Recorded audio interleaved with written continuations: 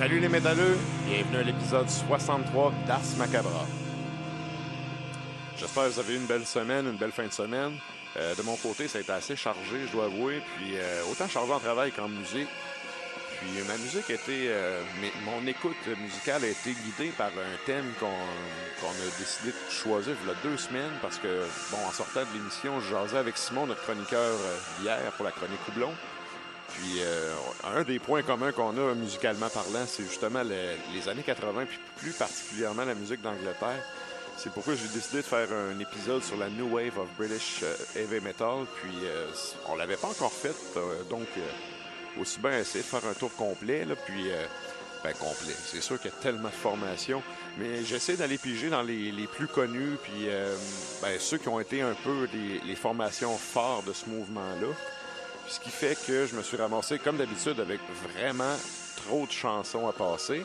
Ce qui m'a amené à une deuxième décision en jasant un peu avec les gars, c'est de faire 2 épisodes sur cette thématique-là. Donc, cette semaine, puis la semaine prochaine, ça va être exclusivement de la musique de l'Angleterre, de New Wave of British Heavy Metal. Bon, évidemment, il y a beaucoup de formations, puis ça fait en sorte que j'ai décidé, comme je vous dis, de le splitter en 2, puis ça fit bien parce que ce soir, on a une nouvelle chronique, un nouveau chroniqueur dont j'ai parlé là, une couple de semaines. Ça va être sa première chronique, donc nécessairement, ça va prendre un petit peu de temps sur la programmation. Donc, j'ai décidé de mettre plus de contenu parlé cette semaine. Puis la semaine prochaine, ça va vraiment être plus un contenu musical. Sauf que, bon, on vous a pas oublié, là, on a quand même un bon 7 pièces ce soir à vous passer. Là-dessus, il y a une couple de tunes un peu plus longue. Je pense que tout le monde va y trouver son compte. Puis, avant d'aller en musique, je vais juste faire un petit retour un peu de ce qu'on va voir à soir. Là. Il va y avoir notre première, la chronique, c'est-à-dire qui va être avec Klimbo sur le band français Carpenter Brut, un band qui fait dans le synthwave, puis qui était en show à Montréal en fin de semaine. Puis, ça a donné que Klimbo était là. Évidemment, il a pu les rencontrer, faire une entrevue, il va nous jaser un peu de ça. On va parler d'un groupe de heavy metal chrétien qui a lui aussi débuté parallèlement à la New Wave of British Heavy Metal, mais aux États-Unis, un band qui s'appelle Striper. Puis, il m'a amené un autre sujet que j'ai vraiment trouvé intéressant, le sujet des albums zombies. Je vous en dis pas plus.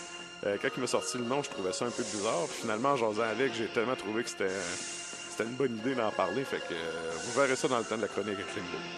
Donc, ensuite, évidemment, j'avais parlé d'un nouveau chroniqueur. Ça va être le moment tantôt. C'est Nafre qui anime aussi l'émission Les Hurlements sur la toundra. Puis, justement, j'ai conclu un deal avec. On va se faire des chroniques. La chronique Les Échos de la toundra qu'on va faire sporadiquement. Sérieux, je pense qu'on a fait quelque chose de vraiment intéressant cette semaine. Puis, j'ai bien hâte de vous faire entendre ça. Là. Il fait vraiment un bon topo de quelques bennes, justement, du mouvement qu'on présente ce soir. Puis, évidemment, comme d'habitude, il va y avoir la dégustation de bière avec Simon. Mais avant d'aller au blond, ça serait peut-être le moment d'aller en musique. Donc, sur ça, on va y aller avec un premier bloc, je pense bien. Un premier bloc composé de la formation Holocaust. Et la première, il s'agit de Wolf. On y va à l'instant avec la pièce Shock Treatment.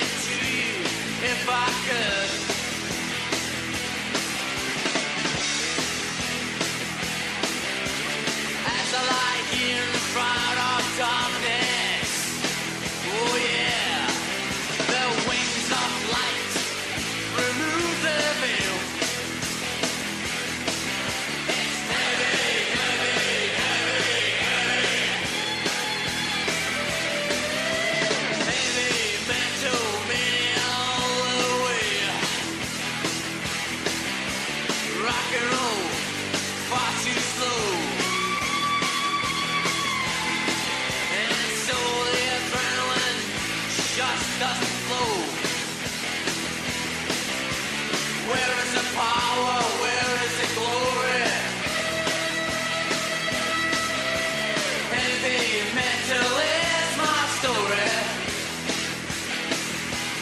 I've got heavy metal music in my blood, and I'd like to get it to you if I could.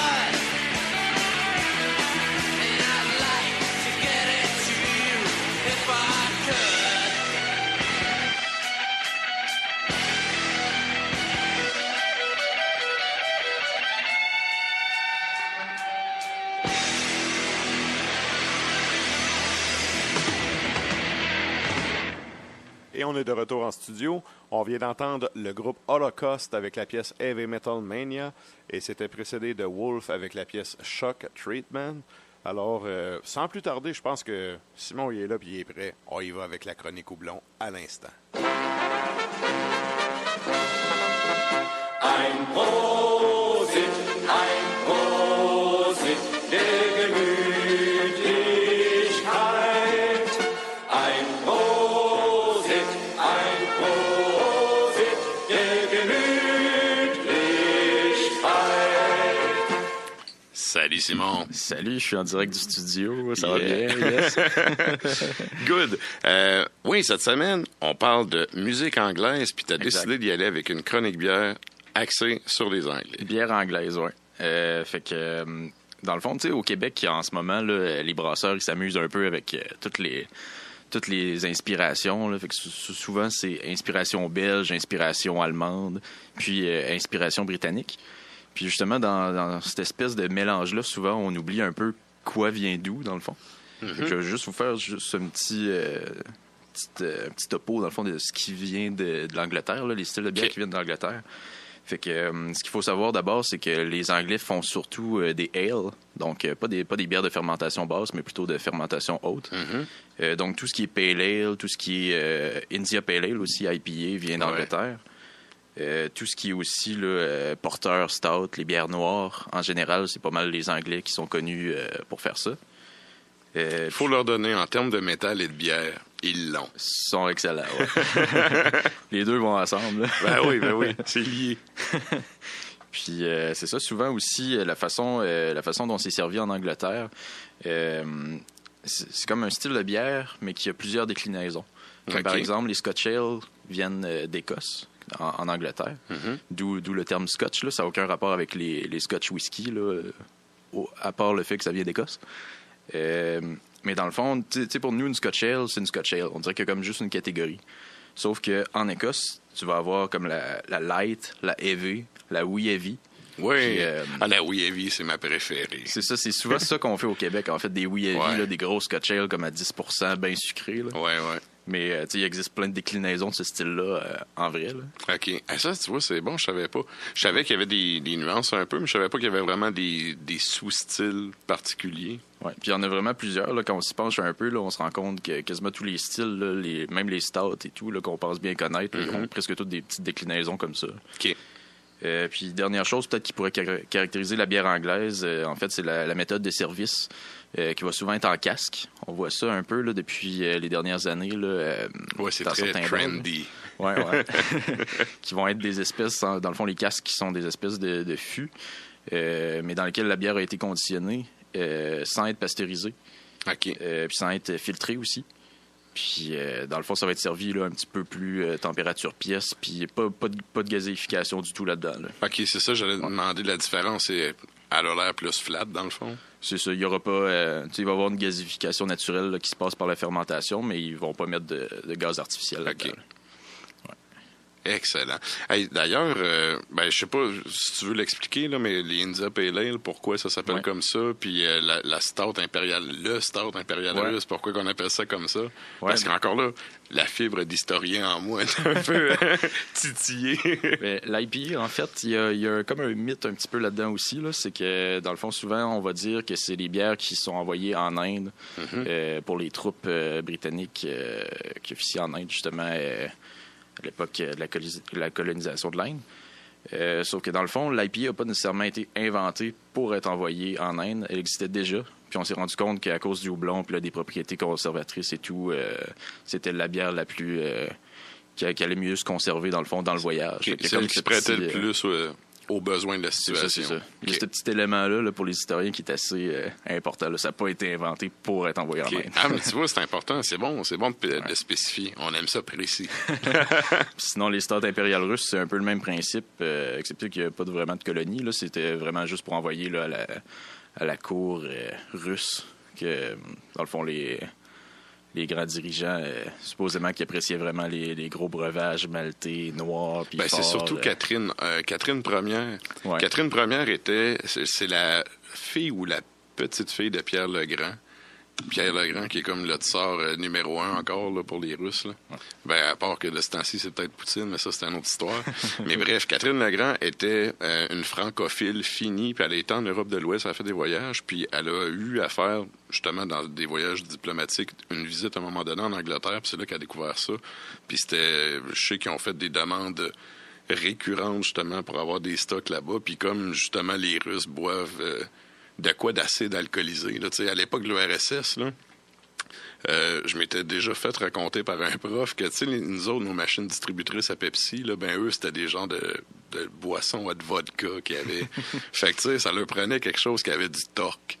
Puis, pour faire une histoire courte, c'est ça. Là, c'est surtout, je pense, Catherine Ier qui a lancé la mode du stout impérial. Bref, t'as amené 3 bières, je pense, ce soir. Ouais. On va y aller avec ça, par laquelle tu voulais commencer. On va commencer par la plus pâle, dans le fond, okay. Qui est... en fait, toutes les bières que j'ai apportées, c'est des bières d'inspiration anglaise. Là. La première, ça va être la Best Bitter. J'avoue une brasserie que t'aimes bien, là. Ouais, ça fait une couple de fois là, qu'on en parle. Là, la Best Bitter de la microbrasserie Mille-Îles, qui est située dans le coin de Terrebonne. Puis dans le fond, une Best Bitter, c'est pas exactement la même chose qu'une Extra Special Bitter là, qu'on voit souvent, qui est une espèce de bière rousse un petit peu houblonnée, un petit peu caramélisée. Ça, dans le fond, c'est comme je parlais tantôt, là, c'est la coche en dessous, donc un petit peu plus légère. OK. Fait que ça va quand même être une bière un petit peu caramélisée, un petit peu houblonnée, là, mais moins qu'une moins alcoolisée. Bitter, ouais. Ça ressemble à quoi? C'est 4 Celle-là est à 4,4, je pense. OK. Ouais. Excellent. On va goûter à ça. Drette là. C'est le genre de bière qui se boit super bien, là, qui est le fun à boire, là, mais... C'est bon. Le côté caramélisé, excellent. En plus, c'est de quoi je pense. En tout cas, moi, c'est le genre d'affaire que je trouve qui accompagne bien un souper ou... Tu sais, c'est pas de quoi que tu finis que t'es paf, puis ça se prend bien. Ça peut quasiment être une bière de tous les jours, là. Ouais. Avec une de tes brasseries préférées en plus. Ouais. Mais eux, je les trouve vraiment bons, justement, pour être fidèles au style, là, puis aller chercher des petites affaires qu'il n'y a pas grand monde qui font. Là, je trouve ça cool. Ben, c'est parce que c'est ça l'affaire des fois. À trop vouloir repousser les limites, comment je pourrais... Tu changes un peu la nature des choses. Là. C'est quand même bon de brasser des bons classiques. Là. Ouais. Je suis pour ça, moi. Puis ça, des Best Bitter, je pense qu'ils en fait comme 1 ou 2 autres au Québec, là, puis qui sont pas à l'année. Oui, parce que c'est pas un nom... moi, j'ai pas vu ça passer souvent. Excellent. Good. La deuxième, c'est quoi? La deuxième, on va plus aller du côté des bières noires. C'est la Duplessis de la microbrasserie La Fabrique à Matane. OK. Puis ça, dans le fond, ils appellent ça un Foreign Extra Stout, qui est dans le fond, là, ça va être la petite coche de plus des stouts, qui dans le fond, c'était des stouts qui étaient censés être exportés. Donc, ça va être un petit peu plus houblonné, là, puis un petit peu plus, peut-être torréfié aussi. Moi, je trouve que ça se rapproche un peu quasiment des Black IPA. Ben oui, parce que t'as pas le côté liquoreux d'un stout habituel, c'est un peu plus... un peu plus léger, puis un peu onctueux aussi, un peu plus Ouais. onctueux. Une petite texture, là. Puis tu as vraiment un houblon, tu sais, quand même, tu sais, une bonne amertume quand même, là, pour Ouais. un stout, là. Ouais, ouais. Ah, c'est vrai que ça ressemble un peu... ça se rapproche un peu de la Black IPA. Puis ça, la fabrique à Matane, ils font quand même quelques produits intéressants, mais moi, je trouve que celui-là en particulier, là, c'en est un des particulièrement bien réussi dans son style. Elle est là. vraiment bonne, ouais. Elle est vraiment bonne. Puis un côté... Mais si moi, il y a un côté d'anis un peu qui ressort. Un petit peu, ouais, aussi. Ouais, hein? C'est bon. Bien dosé, c'est bon. Ouais. Trop, c'est... Il y en avait une bière à l'anis, là. Je me souviens plus c'est quoi le nom. Brasserie de Montréal qui faisait ça. Ouais. C'était une face de chat sur l'étiquette, là. C'est celle au... comment ça s'appelle, l'espèce de boisson qui C'est goûte Ghost l'anis, Town, ça se peut-tu? Quelque chose comme ça, ouais. Je pense que c'est Ghost Town. Hey, C'est à l'absinthe, c'est ça. Il disait que c'était une bière à l'absinthe. Ouais, Ça ça goûtait goûtait surtout l'anis, l'anis, là. Ouais. C'est bon, là, mais tu sais, mettons une 340 ml à 2, là. Ouais. Après ça, t'as mal à la tête un peu. Je pense que ça existe même plus, cette bière. OK, ben tu vois, c'est ça. C'était pas un... C'est de quoi qui sort un peu de l'ordinaire, mais c'était pas un gros vendeur, mais bon. Ouais. OK. Puis la troisième, c'est? Troisième bière, on va encore y aller dans les bières noires, mais peut-être encore dans le plus extrême, là. Donc ça, c'est peut-être un type de stout qui va être revisité un peu à la sauce américaine, parce qu'on sait que les Américains ont vraiment repris culture brassicole anglaise, puis là, se la sont réappropriés. Ben, comme ils font avec à peu près tout. Exact. nous, c'est une des influences brassicoles qui nous influence beaucoup au Québec aussi, les États-Unis.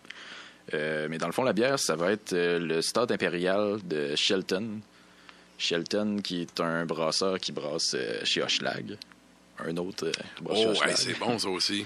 Plus onctueux, puis plus liquoreux aussi que la Duplessis. C'est quand même assez intense, là. C'est une bière à 10,5 % d'alcool. Puis c'est ça, là, super sucré, super amer, super onctueuse. Ouais, là, puis la torréfaction, elle ressort... hey, c'est vraiment bon, ça. Ouais, c'est vraiment une bière intense, là. Puis tu sais, elle laisser réchauffer dans son verre tranquillement, là, pour finir, là. Ouais, puis ça laisse... Tu vois, j'ai pris une gorgée, là. Ça laisse sa marque en bouche. ouais. Disons ça de même. Excellent. Ça, c'est-tu des produits qui sont disponibles à l'année? C'est-tu quelque chose qui est en édition limitée? Je pense pas qu'ils sont disponibles à l'année, mais la plupart, en fait, c'est des premières fois qu'ils brassent ça. Fait que j'imagine que ça va être soit saisonnier ou de temps en temps. Là, mais... OK. Mais la fabrique, sérieux, je suis surpris. J'ai bu... C'est eux hein, qui font la Patriote? Ouais, petite IPA blanche. Ouais, c'est ça, exact. Qui est je l'avais trouvé bonne. Là. Vraiment bon, tu ouais. vois, c'est la deuxième de cette brasserie-là que je goûte. Puis, ouais, je suis surpris, sérieux, c'est bon. Je te dirais que c'est vraiment les deux meilleurs, à mon avis. Là. OK, dans leur production à eux. Ouais. OK. Excellent. Puis, tout ça est disponible à boîte à bière. À boîte à bière en ce moment, ouais. Excellent. Ben, je te remercie beaucoup. Ben, pour merci à cette toi. dégustation hebdomadaire. Puis, ben, sur ça, nous autres, on va aller boire un peu de houblon et continuer en métal. Puis, on vous revient dans, je sais pas trop, là, peut-être 4-5 minutes. Donc, à tantôt.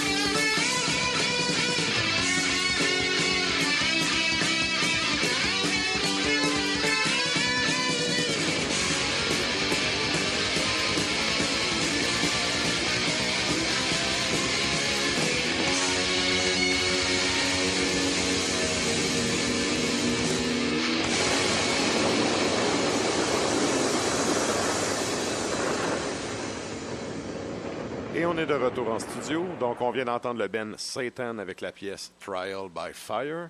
Un band que j'aurais aimé entendre avec un son plus actuel, voir qu'est-ce que ça aurait pu donner. Je pense que c'est un album qui a un son déjà crotté là, pour les années 80. Puis je pense qu'il y aurait eu moyen de faire quelque chose d'intéressant avec ça, avec un son moderne.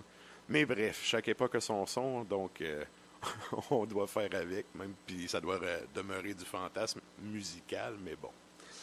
Sur ça, on va y aller avec... c'est le moment d'une nouvelle chronique, la chronique des Échos de la Toundra.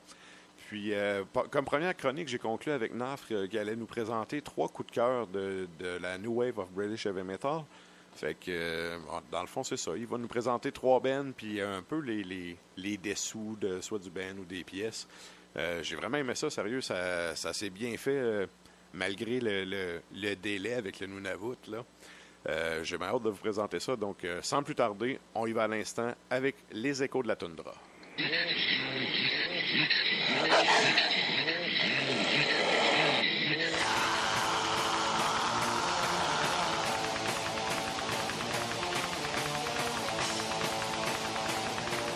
est avec notre nouveau chroniqueur, Nafre, qui nous vient directement de la Toundra. Premièrement, je veux te remercier de collaborer à l'émission. Fait que ça va bien? Ça va excellent. Salutations hurlantes. Direct du Nunavut, c'est ça, effectivement, des grands paysages glacés de chez nous. Oui, cette semaine, on parlait du New Wave of British Heavy Metal, puis je pense que tu avais quelque chose un peu, comme première chronique, tu avais quelque chose à nous dire là-dessus. Oui, effectivement, pour moi, le New Wave of British Heavy Metal, c'est pas quelque chose de terriblement bien exploré, mais je l'ai fait davantage, surtout grâce à une thématique sur le proto-black metal. Et puis donc les groupes, les formations qui étaient comme genre précurseurs de Venom et compagnie, là, je trouvais ça particulièrement intéressant d'en découvrir davantage, oui, dans le New Wave of British Heavy Metal, mais même plus loin avant cela, donc dans le métal psychédélique avec l'esthétique sataniste. Mais c'est certain, c'est évident que le New Wave of British Heavy Metal, c'est là où cette chose-là a vraiment pris vie. Donc, donc j'ai trois choix à vous présenter ce soir pour cette chronique de la Toundra, puis pour tes auditeurs de Ars Macabra. Excellent. Hey, juste avant qu'on parle des pièces, j'aimerais ça qu'on parle un peu des pochettes, parce qu'il y a quelque chose, j'ai eu une réflexion, je voulais avoir un peu ton opinion là-dessus. J'ai l'impression, justement, le côté, là, le côté guerrier, tu sais, il y a beaucoup de pochettes avec des images... faussement viking, là, le casque avec les cornes et tout le kit. J'ai l'impression que le black metal est allé un peu piger là-dedans. Je sais pas ce que t'en penses. Oui, je pense que c'est clair qu'il y a une source d'inspiration là, comme Saxon, je veux dire, c'est... Exact. Là, on remonte à plus loin de comme c'est ce que c'est être britannique. On va y aller avec les peuples germaniques qui sont venus migrer en Grande-Bretagne. Donc, évidemment, oui, il y a du païen là-dedans, c'est certain. Oui, puis l'utilisation, entre autres, des haches, là, il y a des haches partout. J'ai vraiment trouvé ça assez récurrent aussi, là. Ouais, c'est comme le début de de Dungeons and Dragons, puis tout ce qui est fantaisiste, etc. Là. Donc, je pense qu'il y a quelque chose qui a eu sa genèse à ce moment donné-là. Yes. Puis, tant qu'à y aller avec les bands, je sais pas par lequel tu voulais commencer. Il y en a 2 qu'on avait déjà passés dans les premiers épisodes d'Ars Macabra. Puis, comme on parlait hors d'onde, ça fait déjà un bout, fait que pourquoi pas se gâter, c'est d'excellentes pièces. Fait que je vais te laisser les présenter, puis on commentera là-dessus. OK, regarde, moi, je dirais que la première qui m'a vraiment marqué quand j'ai voulu explorer ce phénomène de New Wave of British Heavy Metal, c'est Witchfind qui m'a intéressé le plus, honnêtement, en raison du fait qu'il y avait le Baphomet, là, bien sûr, le book satanique qu'on revoit avec Angel Witch, puis... avec Dark Throne, etc., basé bien sûr sur le dessin d'Eliphas Lavie, l'occultiste français. Donc, Witchfind, ça, c'est une formation, bien sûr, de l'Angleterre, de la Grande-Bretagne. Eux autres ont commencé, semble-t-il, en 1973. Donc, c'est quand même assez ancien, assez vieux, si on pense vraiment à cette ère-là.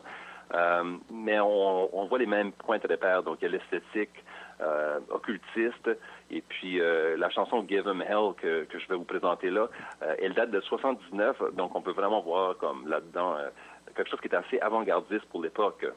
Donc il y a eux, et puis il y a aussi Pagan Altar, que je pense qu'il mérite vraiment d'être souligné ici pour son contexte occultiste, parce que dans les spectacles, lorsqu'il faisait des prestations, il mettait beaucoup d'emphase sur l'aspect visuel, puis l'imagerie, le symbolisme, etc.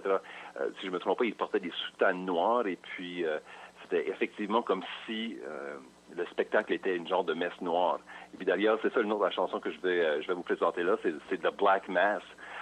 Et puis les paroles sont vraiment particulièrement intéressantes si on veut explorer les racines du black metal, parce que là-dedans, on y voit vraiment que la chanson est une genre d'incantation. On cherche à évoquer le diable, et puis comme dans tout ça, il y a à la toute fin, This is the age of Satan. Puis c'est comme si on a pris l'ère des versos, là, ou du verso des hippies, puis on a complètement créé une blasphémie morbide autour de cela, et on est arrivé alors là à l'ère de Satan à la place. Moi, je trouve que c'est absolument génial. C'est vraiment très bien. Ouais, Donc, ça date de 1982, si je ne me trompe pas. C'est la première démo, hein. OK. Moi, c'est un groupe que j'adore, sérieux. J'ai découvert ça un peu sur le tard, puis je dois avouer que c'est un des... Ça m'a vraiment accroché. Mais moi, tu vois, c'est le côté un peu plus doom que je suis allé rechercher dans cette band-là. Je sais pas, juste de même, t'as-tu entendu le dernier album? Non, pas du tout, non. Toi, est-ce que c'était dans le même genre? Je pense que oui. Ben, moi, je l'ai acheté. Oui. Oui, je l'ai acheté, puis c'est un album qui est une bonne continuité. C'est vraiment dans le style du band. Là. C'est des pièces qui ont été enregistrées, puis ont été gardées pendant, je pense, c'est 10 ou 12 ans avant que l'album sorte.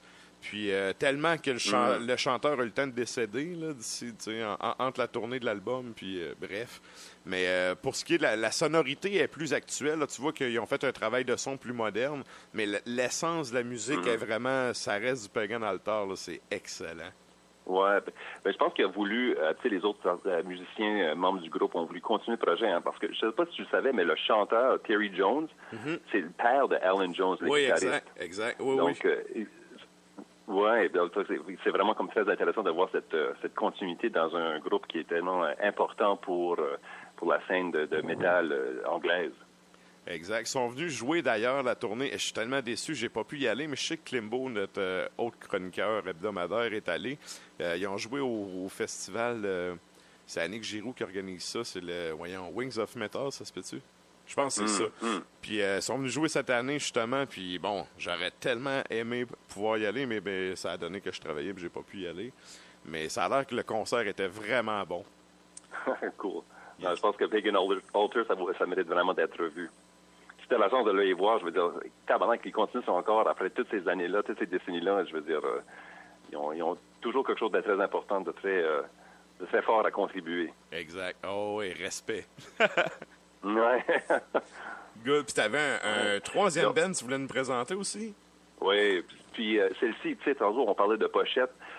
Celle-ci, je l'ai choisie non pas seulement en raison de son nom, mais de sa pochette, effectivement. Puis c'est Witchfinder General, la chanson étant Burning a Sinner. Et puis, si on regarde la pochette de la démo originale, on voit les gars, là, les membres du band avec comme du feu en arrière, mais on a vraiment l'impression qu'ils sont peut-être eux-mêmes en feu, comme si c'était eux aussi, les sorciers qui étaient condamnés au bûcher. Mais ce qui est vraiment remarquant là-dedans, c'est qu'il y a une croix à l'envers à côté du band. Donc, l'iconographie black metal, on peut vraiment voir qu'il y a un lien qui a été fait directement là. Puis, je pense que cette ligne-là entre condamner la sorcellerie ou bien être le sorcier soi-même, la ligne-là est vraiment très floue. Puis, je pense que la chanson de Burning a Sinner, lorsqu'il la chante, je pense qu'il nous incite un peu à se mettre à la place de la sorcière. C'est évident comme pour condamner la religion, la plèbe sadique qui cherche vraiment un bouc émissaire à maltraiter. Je veux dire, la dénonciation religieuse est là, c'est évident, mais il y a aussi le côté sanglant. Puis, je pense que c'est très comme dans les tripes, je trouve, comme une chanson pour l'époque. Oui, puis sérieux, il y a tellement une bonne vibe là, sur cet album-là. Oui, non, effectivement. Encore une fois, le New Wave of British Heavy Metal. Moi, j'ai connu ça honnêtement grâce à Metallica. Hein. J'avais aucune crise d'idée de ce que c'était, puis j'avais su que Lars Ulrich, ça l'intéressait fortement. Puis je me suis dit, c'est quoi ce grand tabarnak d'acronyme-là? Puis en explorant ça, tu te rends compte que finalement, il y a vraiment quelque chose qui se passait là. Malgré qu'il y a certaines personnes qui vont débattre si effectivement il s'agissait d'un mouvement en soi. Hein. Je sais pas si tu as déjà traversé, eu des discussions avec des gens autour de cela. Il n'y a pas nécessairement de fil conducteur entre toutes ces formations-là. Mais il y a un vibe, il y a quelque chose, n'est-ce pas? Ouais, moi, c'est plus, c'est ça, je le vois plus comme c'est un son, puis c'est un peu comme toutes les scènes qui ont un peu dans le monde, là, c'est un certain regroupement de groupes, tu sais, de bands dans un espace-temps donné qui vont avoir un son qui se ressemble ou qui vont s'influencer. Que tu veuilles ou que tu veuilles pas, c'est sûr que tu es influencé par les groupes de ton entourage. Puis je pense que c'est ça, il y a un son particulier à cette vague de bands-là.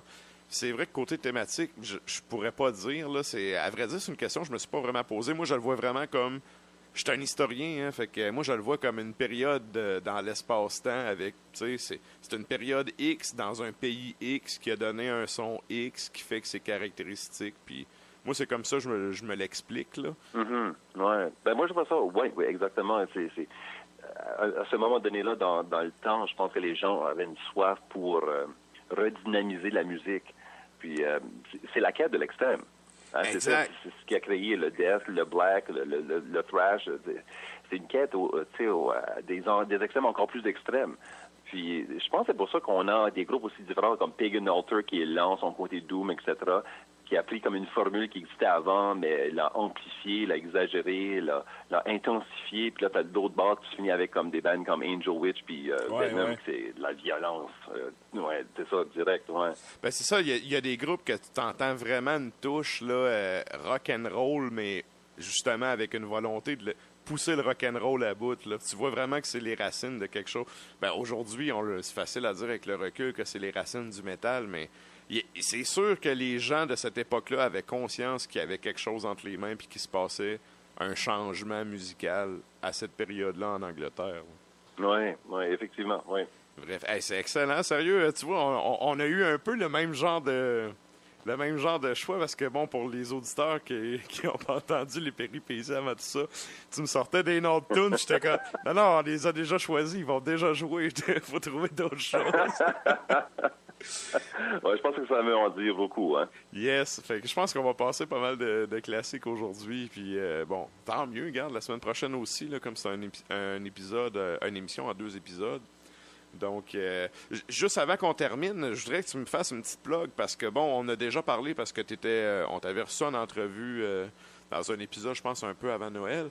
Bref, je te laisse faire ta plug pour ton émission parce que je dois avouer qu'en tant que fan de black metal, sérieux, c'est vraiment un incontournable là, si vous voulez découvrir des bands que vous connaissez pas. Je sais pas c'est où tu t'abreuves d'autant de sources, là, mais je découvre des bands que je connaissais pas grâce à toi à peu près à chaque semaine. Ben, merci beaucoup, c'est fortement apprécié. Non, évidemment, je dois dire, j'aime beaucoup faire de la recherche, connaître des nouveaux groupes, puis j'ai pas vraiment de stratégie ou quoi que ce soit autre que je me laisse emporter vers mes intérêts. Mais effectivement, on aime de découvrir le black metal sous toutes ses formes. Je me donne vraiment aucune limite. Puis le concept de hurlement à toundra, ben le hurlement évidemment c'est le cri du black metal. Le toundra c'est ce vide qui nous entoure autour de nous. Et puis je pense qu'essentiellement ce qui rejoint tout dans le black metal, c'est essentiellement là, ce message-là. Je crie donc je suis. Et puis, je pense que peu importe les formes de black metal, qu'on parle du black and noise, du DSBM, n'importe quoi, on trouve toujours cette même chose-là. Donc, on l'explore de façon plus précise avec l'émission grâce à une thématique. Et puis, là aussi, encore une fois, je me laisse vraiment être guidé, soit dans les conversations des gens ou un coup de cœur, qu'on pourrait dire, malgré que je préfère appeler ça un coup de poing dans la face là, par rapport à la bonne musique que je découvre. Ouais, et puis, donc, j'ai certains projets en tête, et puis, je dois dire, j'ai l'idée toujours je suis ici au Nunavut, à Iqaluit, puis, justement, je vais vous en faire part, là, je vais partager un projet à venir très bientôt, okay. C'est du black metal anti-chrétien. Puis j'ai l'intention d'en faire un affichage ici sur notre site communautaire pour proclamer la décolonisation du christianisme du Nunavut grâce à mon émission. Donc, c'est toujours une petite touche de provocation là-dedans. Mais bien sûr, on n'est pas juste diffusé ici à Iqaluit, on est diffusé un peu partout au Canada, surtout au Nouveau-Brunswick. Mais bien sûr, à Québec, bien sûr, c'est KIA. Et puis, on peut toujours aussi écouter l'émission à partir de cfrt.ca et aussi télécharger les balados-diffusions. Donc, je mets ça pas mal à jour à chaque semaine. Et puis, déjà, il y a une belle grosse banque de balados là, pour corrompre votre âme. Excellent. Ben, je te remercie beaucoup. Puis, on va te laisser retourner à ta toundra, puis on va setter une prochaine chronique éventuellement. Excellent. Bon, ben, merci. Puis, c'est ça, on se reprend. Parfait. Merci beaucoup. Là. À bientôt. Allez, salut.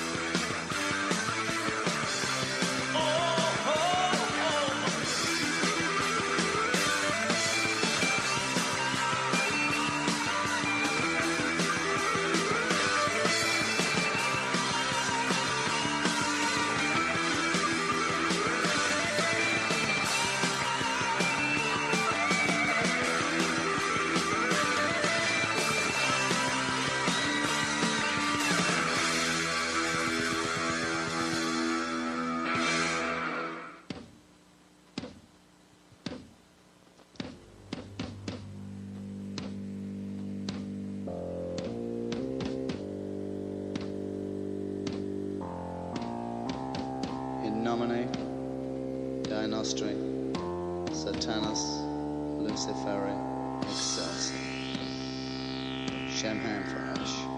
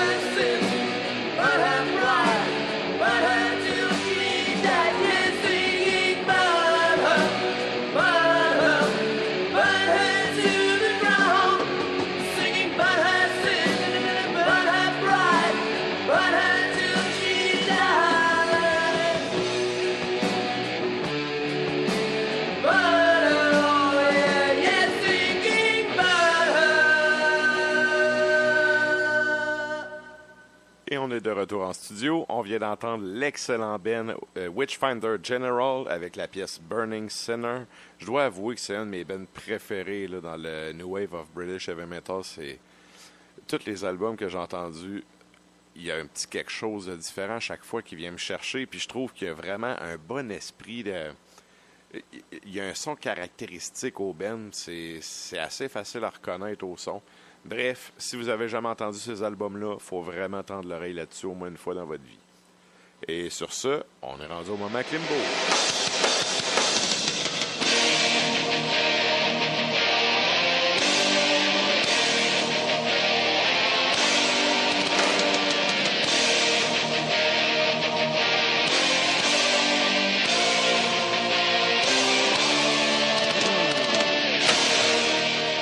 Salut chef, comment ça va? Ça va très bien, mon beau Kevin. Quoi de neuf? Bah, pas grand-chose à part la job puis la musique, je te dirais. Effectivement, c'est la routine de tout bon Québécois. En fin de compte, travail, musique et bien sûr, Coors Light dans le frigidaire. Ah, ben nous, on est commandité par la boîte à bière, fait que on a la chance d'avoir d'autres choses à Coors Light, par contre. Effectivement, on n'a pas besoin d'aller au Costco acheter une caisse de 168 à 169 $. Mais ouais, j'avoue, hein, les deals d'été, les deals printaniers devraient arriver bientôt. Hey, écoute, achète-en pour 50$, pisse pour 60$, c'est fantastique. C'est bon. Good. Hey, on va rentrer dans le vif du sujet. Tu avais 3 sujets pour cette semaine. Je pense que le premier, ben, c'est un... T'es allé voir en show hier, fait que je pense que c'est un peu... On va starter avec Carpenter Brut. Exactement. Écoute, on va parler du groupe Carpenter Brut, parce que hier, j'ai eu l'opportunité de faire entrevue et assister au spectacle de Carpenter Brut, formation française, parisienne probablement. Et là, je reçois la semaine dernière le code d'éthique avant de passer l'entrevue. C'est-à-dire que je dois obligatoirement m'adresser au claviériste, parce que c'est son groupe à lui. Je dois m'adresser à lui comme étant Carpenter Brut. Je peux pas le nommer, je peux pas non plus, mettons, assumer que son nom, si je l'ai trouvé sur Internet, pourrait être, mettons, Frank. J'ai pas le droit. C'est le code d'éthique. Je le respecte. OK. Fait que j'arrive pour faire l'entrevue. Ça va très bien. Le gars, écoute, c'est comme si j'étais assis devant Stéphane Larue, le gars qui a écrit Le Plongeur. Tu sais, là, une bonne tête avec une grosse barbe. Le gars s'exprime bien. Il y a un T-shirt de Death Spell Omega.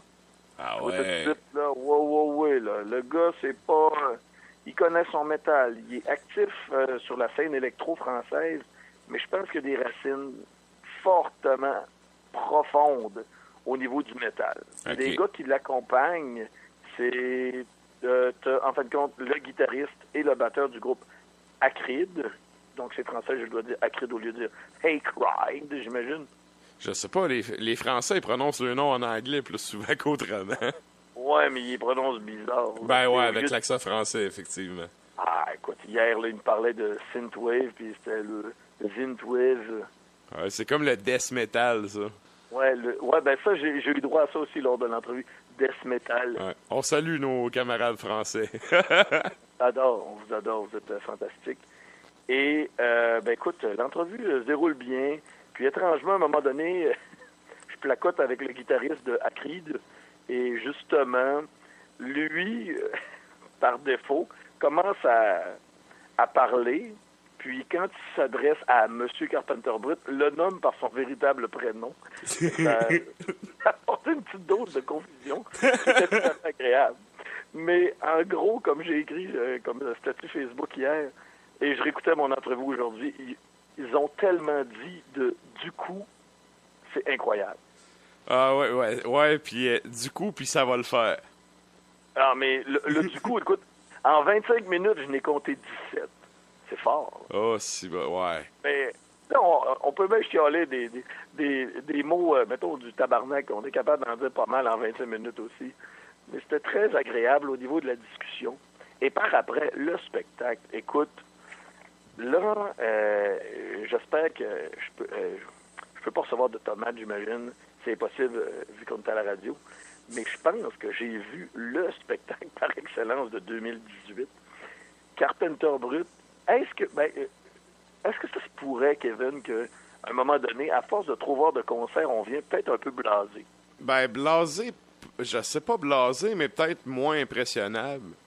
Exact, parce que hier, ce que j'ai eu droit, là, c'était la logistique d'un show de Rob Zombie, justement, c'est-à-dire des images là, en arrière-scène, de films d'horreur, puis de femmes qui dansent le go-go, les seins à l'air, là, puis ça brasse de tout bord, tout côté, des femmes des années 70, une musique assez rythmée.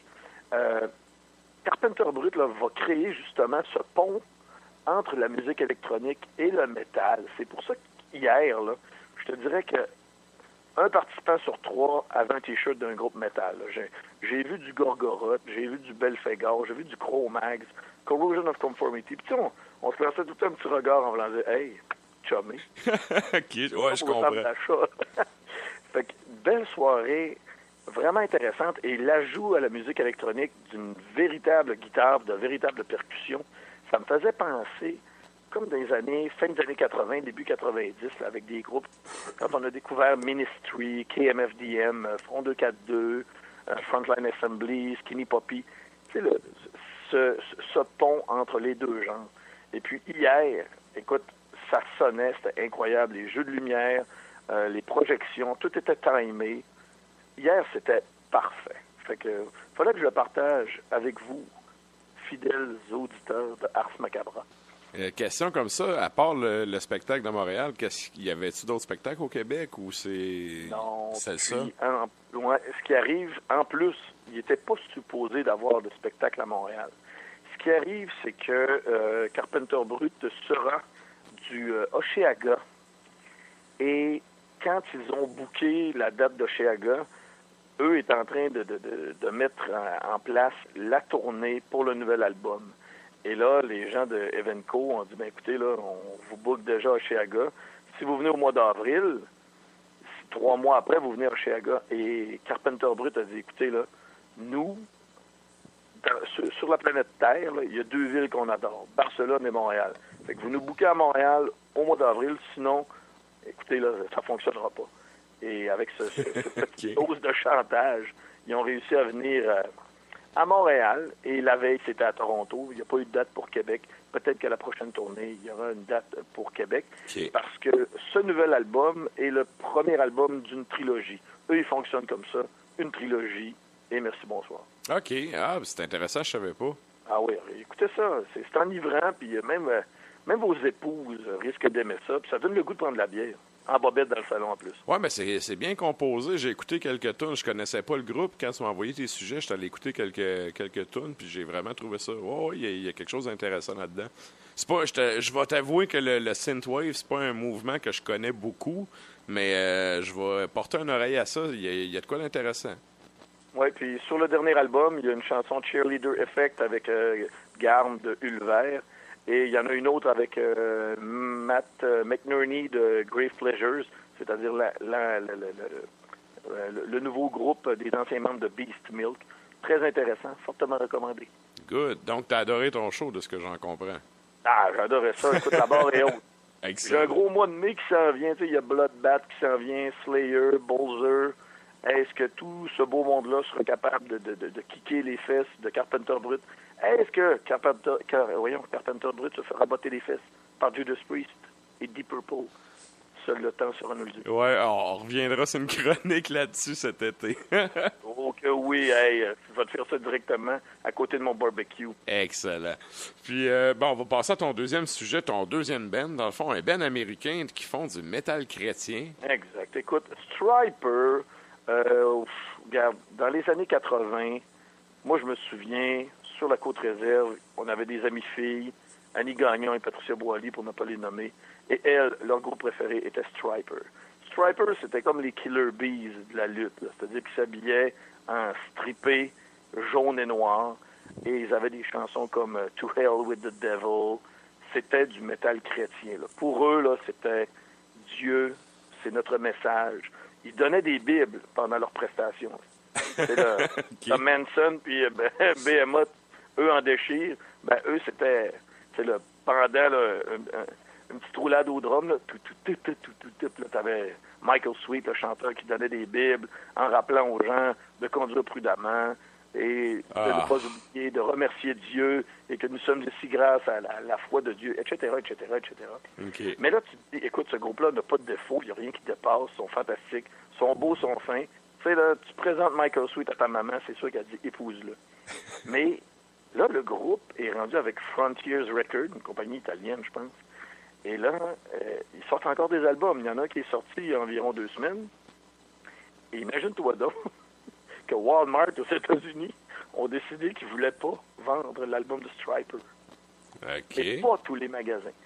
Certains magasins de la chaîne sont probablement tenus avec les cordons très serrés par certains mouvements catholiques un peu plus excessifs. Et le nom de l'album est Goddamn Evil. Et selon les gars de Stryper, il n'y a pas de jeu de mots à faire avec ça. Pour eux, c'est dans le sens de Dieu condamne le mal. Mais les gens de chez Walmart, eux, ont plutôt vu ça comme étant un putain de diable. C'est Goddamn Evil au lieu de Goddamn Evil. Et là, ben, t'as les membres de Stryper qui ont essayé de se défendre. Mais non, la position de Walmart demeure la même. Nous n'allons pas vendre votre album. Et là, on sait bien qu'en cette période où les ventes de CD, ça s'en va directement dans le fond de la poubelle, ben, d'avoir quand même un refus de la part de Walmart aux États-Unis, ça doit être assez intense au niveau de ta vente de CD, surtout pour Stryper. J'allais dire pour ton ego, parce que d'habitude, quand tu te ramasses au Walmart, là, l'option d'après, c'est à côté de la caisse à la pharmacie ou au Dollarama. Là. Effectivement, mais en même temps, il faut comprendre que Walmart, plutôt Stryper, le public de base, c'est surtout, comme je te disais, probablement des dames, des mères de famille, des pères de famille, tu sais, là, début quarantaine, milieu quarantaine. Pour eux autres, là, tu sais, un samedi après-midi, ça se passe au Walmart, on fait un peu d'emplettes, on se ramasse dans la section électronique parce que tes flots veulent voir les vieux, les jeux de la Wii ou pour la PlayStation, puis toi, en tant que père ou mère, ben, tu vas voir des nouveautés CD. Et là, tu t'aperçois que Stryper, un nouvel album. Ça se peut que, mettons, Brenda décide de l'acheter, Brenda. Mais là, il n'est pas là pour Brenda. Fait que Brenda va passer son tour. Parce que Brenda n'a pas de carte de crédit pour aller acheter ça sur Amazon. Ouais, mais elle peut l'écouter sur Spotify.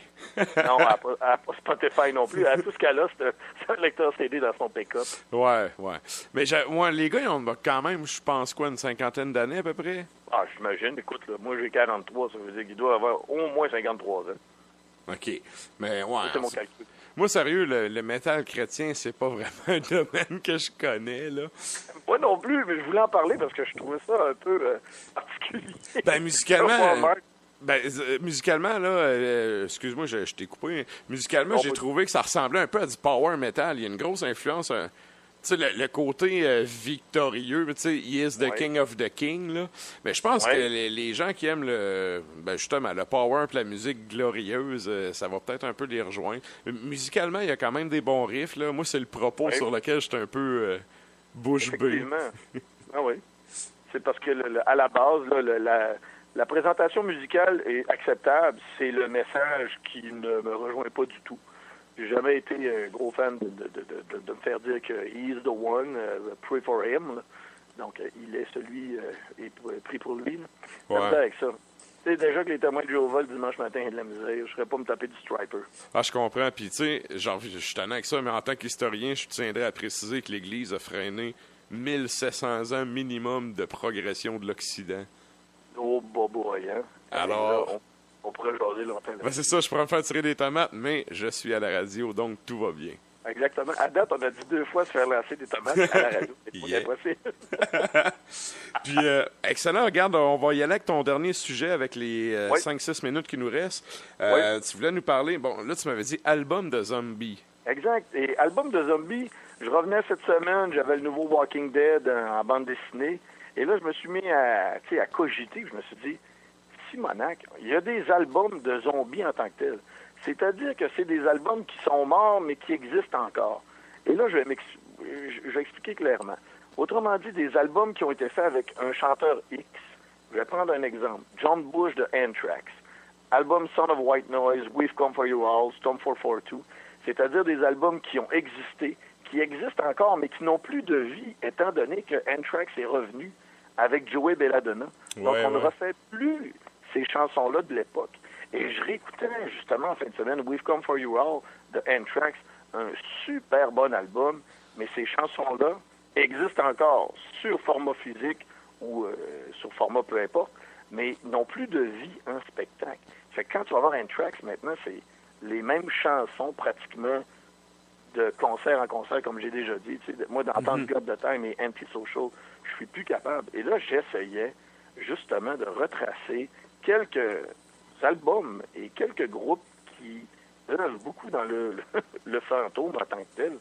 Écoute, et tu peux prendre aussi... Ben, on va prendre Iron Maiden, par exemple. Hey, c'est l'exemple que j'avais en tête. Vas-y, puis j'ai une petite anecdote là-dessus. Je pense qu'on va avoir la même. Ben, écoute, Virtual Eleven, X Factor. Ça en plein mais tu as Bruce Dickinson, quand même, qui a déjà eu l'audace de reprendre The Klansman, qui a toujours été assez intéressant. Mais les albums de Bruce Dickinson, moi, mon préféré, puis je l'écoute encore au moins là une fois par mois, Chemical Wedding. Est-ce qu'on va avoir la chance? Est-ce qu'on va avoir la chance de revoir Bruce Dickinson nous faire cette excellente chanson Chemical Wedding qui me fait dresser le poil ses bras à 3 fois? C'est mon exemple d'album zombie.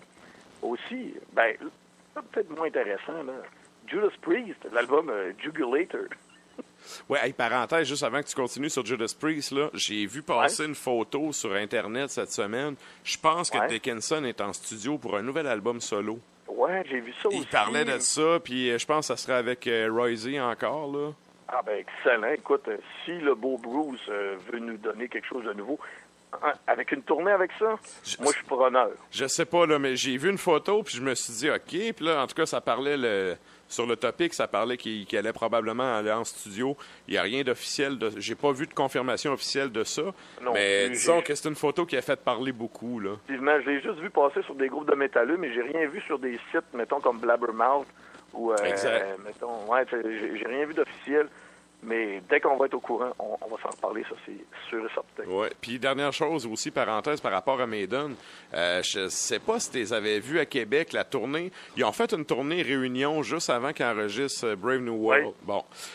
Dans cette tournée-là, OK, ils ont joué à Québec, puis à l'époque, c'était à l'Agora du Vieux-Port. Puis, je suis allé voir le spectacle, puis... Avec Voiva dans l'ouverture. C'était en plein ça, avec Rick Forrest qui est arrivé avec ses béquilles sur le stage, puis qui nous a rocké ça.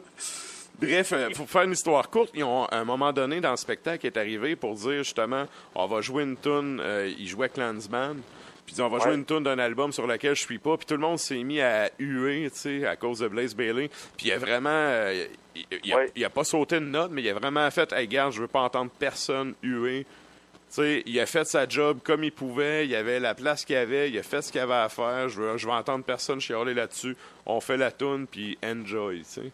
Exactement, j'ai le même souvenir que toi. Il faut dire que j'étais premier rangé en avant. Oh! Ben, que je me vends. J'avais tellement trouvé ça. Tu sais, c'était dans les dents, mais fait avec diplomatie. Puis tout le monde a fermé sa gueule. Le Ben a joué la toune. C'était excellent. Moi, en plus, Klansman, c'est une de mes pièces préférées sur cet album-là.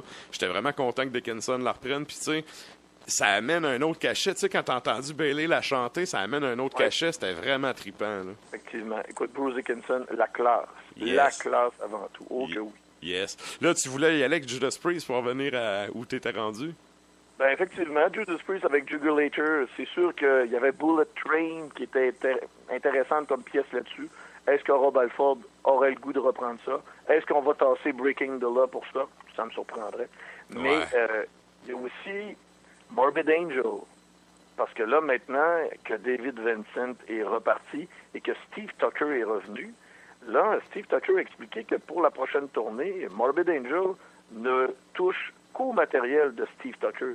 Tu sais, là, attends-toi pas à, mettons, Rapture en spectacle là, lors du rappel. Là. Oublie ça. Là. OK. Que du stock de Tucker. Quelque chose de moins grave aussi, Motley Crue à l'époque, avec l'album avec John Corabi. Est-ce que Motley Crue aurait pu faire des chansons du matériel de l'album Motley Crue? Ils l'ont peut-être déjà fait, mais regarde, j'ai aucun souvenir de ça. Non, moi non plus, puis je suis pas un grand fan de Motley Crue, fait que je peux pas te kiwer là-dessus. Non, moi non plus, c'était juste pour remplir en fait compte ma feuille pour avoir des noms. Aussi, les beaux Van Halen, avec le retour du fantastique et flamboyant David Lee Roth, Ça voulait dire qu'on mettait de côté pas mal l'époque Sammy Hagar. Ouais. Des albums comme 5150, OU 812. Tu sais, là, moi, il y a des bonnes tunes, là. Why Can't This Be Love? C'est sûr, chanté par David Lee Roth, ça doit être totalement urk. Ouais, ben c'est parce que le changement de registre de voix aussi fait que des fois, tu sais, les chanteurs vont s'ajuster en composant. Tu sais, nous, l'auditeur l'entend pas quand tu sors le riff. Tu sais, si le chanteur est pas bon de pogner la note, tu vas le baisser de tonalité. Puis, dans le fond, l'auditeur entend le produit final, fait qu'il a pas vu ça aller. Sauf que c'est sûr que c'est un chanteur. Mettons, on prend l'exemple extrême, là, le clash de Dickinson puis Bailey. C'est deux ranges de voix totalement différents. Ça donne vraiment pas le même résultat, là, tu sais. Puis même à ça, je repensais Anthrax.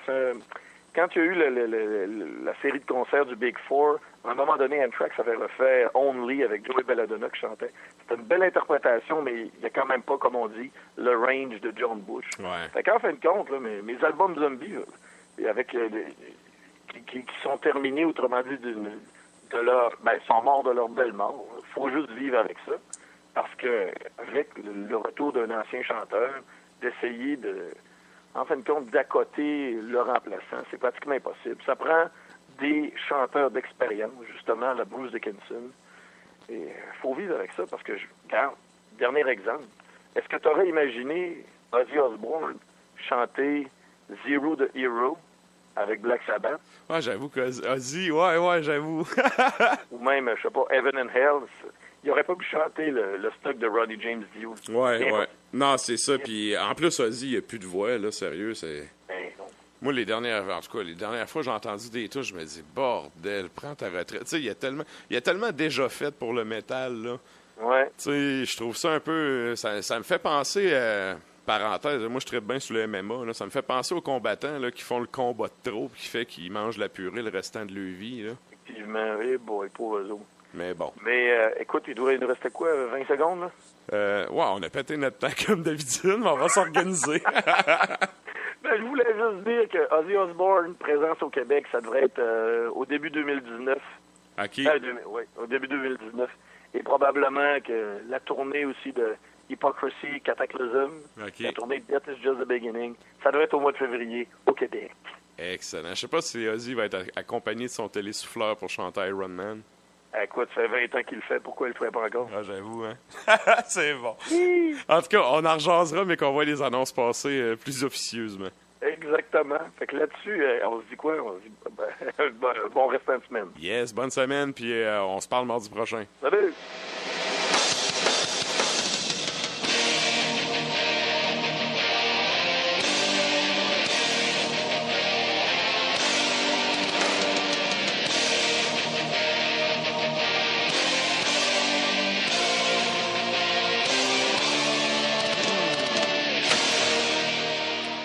Et on arrive à ce moment fatidique, comme toute bonne chose à une fin. L'émission tirait elle aussi à sa fin. Mais avant d'y aller avec une dernière toune, je voudrais premièrement prendre le temps pour vous remercier d'avoir été là jusqu'à la fin. J'espère que vous avez aimé les chroniques. Je voudrais aussi remercier les chroniqueurs de leur disponibilité. Je pense qu'on a fait quelque chose d'intéressant. Puis on va essayer de garder un peu cette formule-là là, pour ce qui est des prochaines semaines. Autre affaire aussi, étant donné que personne ne peut nous faire une meilleure pub que nous-mêmes, je vais en profiter pour la faire. Vous pouvez toujours nous ajouter sur la page Facebook de l'émission, c'est @Ars Macabra Radio pour nous trouver. Il y a aussi la chaîne YouTube de l'émission à laquelle vous pouvez vous abonner. Puis il y a aussi le compte Gmail auquel vous pouvez envoyer si vous avez des questions, des commentaires. C'est Ars Macabra Radio @Gmail. D'habitude, je réponds quand même relativement vite, là. Donc, c'est ça. Si vous avez quoi que ce soit à dire, envoyez-moi un courriel là-dessus. Vous allez avoir une réponse assez rapidement. Donc, je disais en début d'émission que c'était le premier épisode d'une série de 2. Je dois vous avouer que la semaine prochaine, ça donne mal parce qu'il y a un concert mardi soir, puis ça donne que je vais être là. Donc, la semaine prochaine, exceptionnellement, il n'y aura pas d'émission. Par contre, dans 2 semaines, ça va être l'épisode 2 de la New Wave of British Heavy Metal, puis je vais vous faire un retour en même temps sur le concert. Pour ce qui est du concert, là, c'est le show de Tyr qui va être ici à la salle Méduse, pas Méduse, excusez, salle Multi à Québec. Ils vont être accompagnés de Orphanland, groupe d'Israël, et de Ghost Ship Octavius, groupe américain, et de nos amis de Etherman qui sont venus en studio. Donc, on les salue. Puis, c'est ça, dans le fond. Je vais être au show, je vais aller voir ça, puis je vais vous faire un retour, justement, la semaine après. Là, on va commencer l'émission avec un retour sur le concert avant de poursuivre en musique. Et sur ça, je vais vous souhaiter un bon 2 semaines. On se reparle dans 2 semaines. Puis je vous laisse en musique avec un groupe qui est connu pour une reprise de Metallica, mais une reprise que Metallica a faite 2. Mais évidemment, vous comprendrez que j'ai pas pris celle-là parce que tout le monde la connaît. Donc, pour ceux qui s'y connaissent un peu, c'est Diamond Head et la tune de Prince. Thank